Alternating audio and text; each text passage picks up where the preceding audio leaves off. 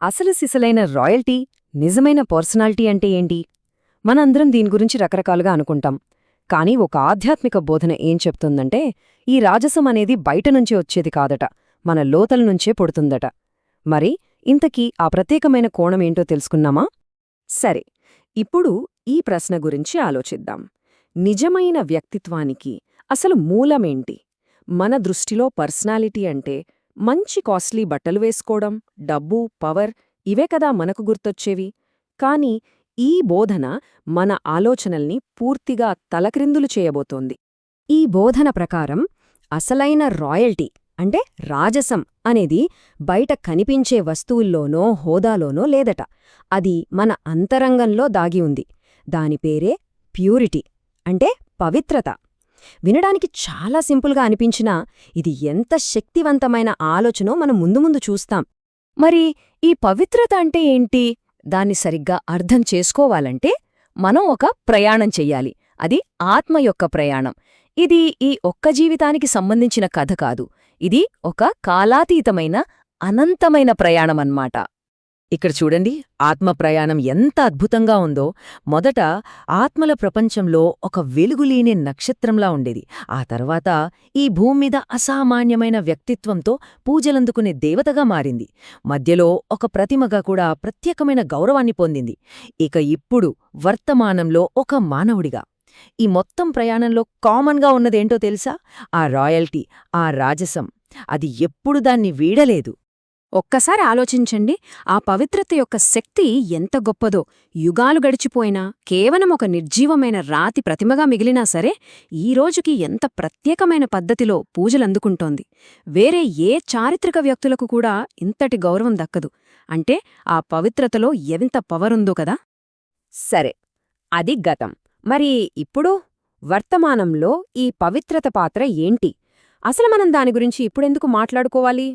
ఎందుకంటే ఈ బోధన ప్రకారం మనం బ్రతుకుతున్న ఈ సమయం చరిత్రలోనే అత్యంత కీలకమైన ఘట్టం. ఈ కాలాన్నే సంగమయుగం అంటారు. సంగమం అంటే ఏంటి? కలయిక కదా. దేని కలయిక? ఇక్కడ పాత కాలచక్రం ముగిసి కొత్త చక్రం మొదలయ్యే సమయం కలుస్తుంది. అందుకే ఇది ఒక ట్రాన్సిషన్ పీరియడ్, ఒక గొప్ప మార్పుకు నాంది పలుకుతున్న సమయమన్నమాట. మనందరం మన అసలైన స్వచ్ఛమైన స్థితితో మళ్లీ కనెక్ట్ అవ్వగలిగే ఒకే ఒక అవకాశం ఇది. అంటే మనం అర్థం చేసుకోవాల్సిందేంటంటే అనాదికాలం నాటి పవిత్రత అనేది ఏదో చరిత్ర పుస్తకాల్లో చదువుకునే విషయం కాదు. అది ఇప్పటికీ ఇక్కడే మనకవసరం. మనం నిజమైన దైవిక ప్రేమను, ఆధ్యాత్మికమైన ఉన్నతిని అనుభవించాలంటే దానికి పునాదే ఈ పవిత్రత. చెప్పాలంటే ఇదే మాస్టర్కి.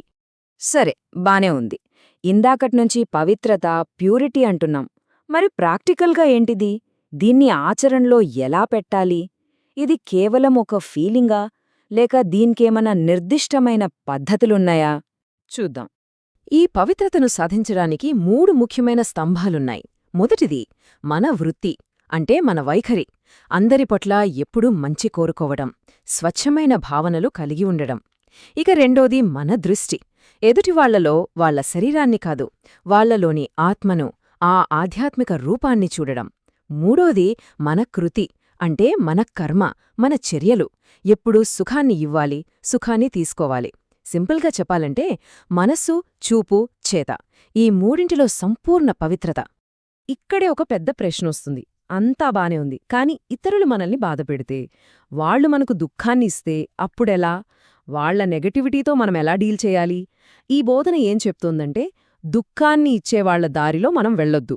కేవలం ఆనందాన్ని పంచే దైవిక మార్గాన్ని అనుసరించాలి. దీనికి ఒక అద్భుతమైన పోలిక ఉంది.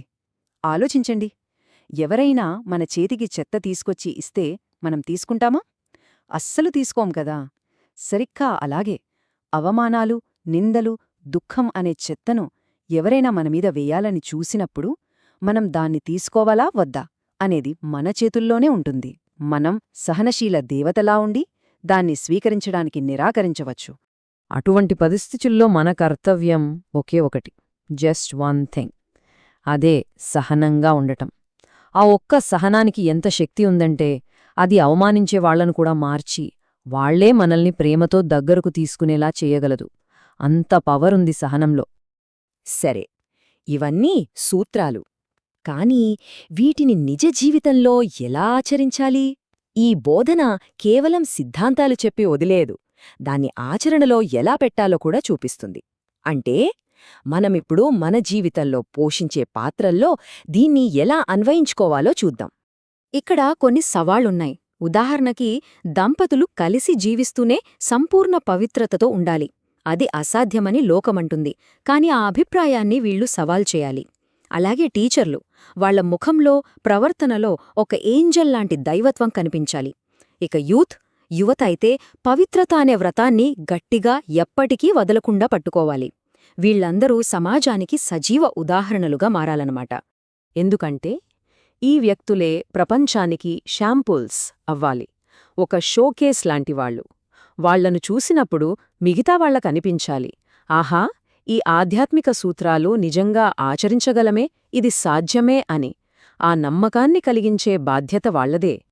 సరే, ఇదంతా విన్న తర్వాత ఈ వ్యక్తిత్వం, ఈ రాజసం గురించి, ఈ ఆధ్యాత్మిక దృక్కోణం నుంచి మనం చివరిగా గ్రహించాల్సిందేంటి?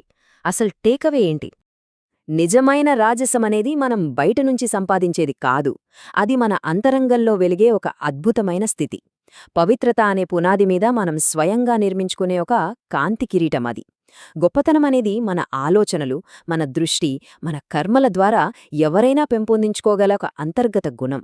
ఇది ఎవరికో కొందరికి మాత్రమే సొంతం కాదు. ఇక చివరగా ఈ మొత్తం చర్చ మనల్ని ఒక లోతైన ప్రశ్న దగ్గర వదిలేస్తోంది. మన ఐడెంటిటీ, మన గుర్తింపు మన దగ్గర ఏముంది అనేదాన్ని బట్టి వస్తుందా, లేక మనం ఏమిటి అనేదాన్ని బట్టి వస్తుందా? దీని గురించి ఆలోచించండి.